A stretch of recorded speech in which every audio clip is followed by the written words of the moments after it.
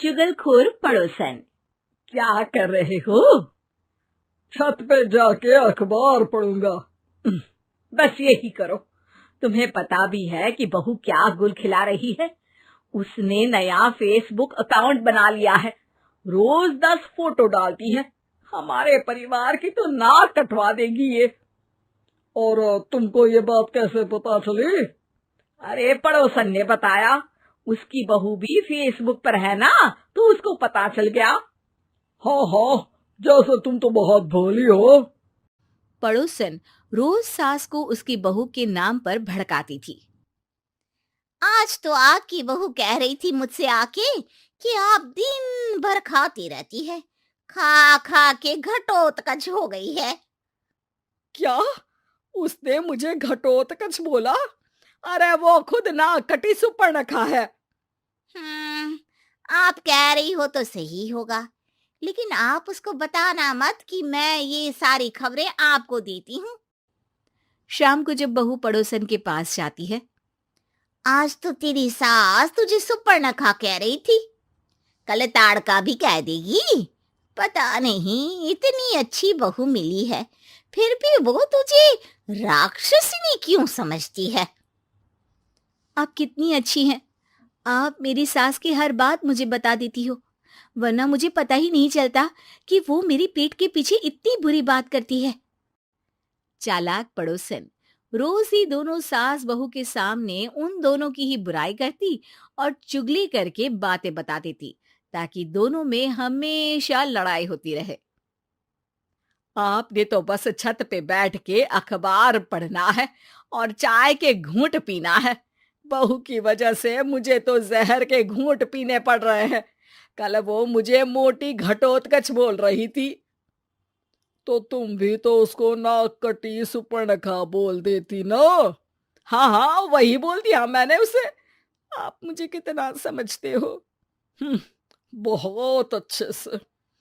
अब मुझे वो ये बात पड़ोसन ने बताई ना, वही तो है आपकी शुभ चिंतक। पर मैं इस बहू को ना सबक सिखा के ही रहूंगी।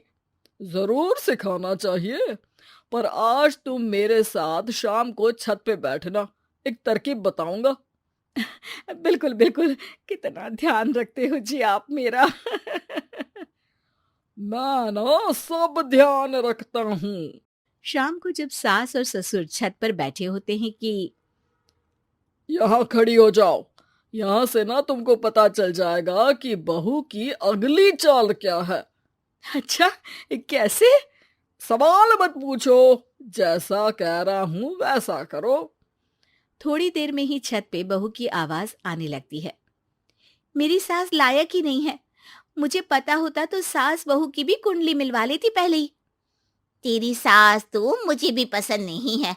मेरे पास जब भी आती है तेरी बुराई करती रहती है। कभी सुपर्णखा कहती है, कभी हिडिंबा कह के कामचोर भी बोलती है, अरे कभी कभी तो चुगलखोर भी बोल देती है। काश आप जैसी होती मेरी सास। ऊपर छत पे पड़ोसन और बहू की आवाज सुन के सास के होश उड़ जाते हैं। समझी? जी समझी।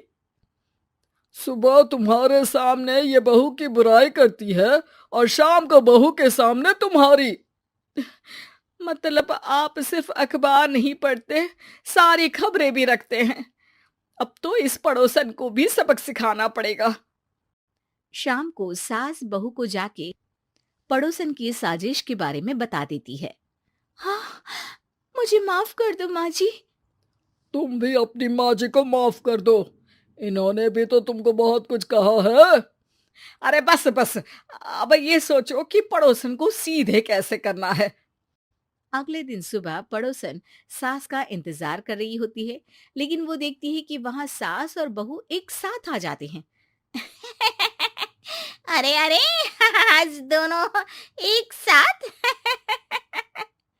हाँ, सोचा कि बहू की पीठ पीछे बुराई करने से क्या फायदा, मुंह पे ही बोलती हूँ मैं। हाँ, मैंने भी सोचा आपको 2 बार मेहनत करनी पड़ती है, एक ही बार में काम खत्म कर लोगी। हैं? वो मैं आप लोगों को कैसे पता चला? क्योंकि ऊपर वाला सब देख रहा है। पड़ोसन ऊपर देखती है, वहां ससुर खड़े होकर हंस रहे होते हैं। मतलब आप हमारी बातें सुन लेते थे? हाँ, सुन लेता था और मजे भी लेता था। आपको तो शकुनी होना चाहिए। क्या चाल खेली है आपने, एकदम सास बहू के सीरियल जैसी। तो बताओ पड़ोसन जी, मेरी बहू ने आपसे अब मेरे बारे में क्या बोला? यही बोला कि सास बहुत अच्छी है, बहुत ध्यान रखती है। अच्छा, और सास ने मेरी क्या बुराई की? नहीं ना की बुराई, हमेशा तारीफ करती है। भगवान सबको ऐसी सास दे। मेरी गलती है जो मैंने आप लोगों में आग लगाने की कोशिश की।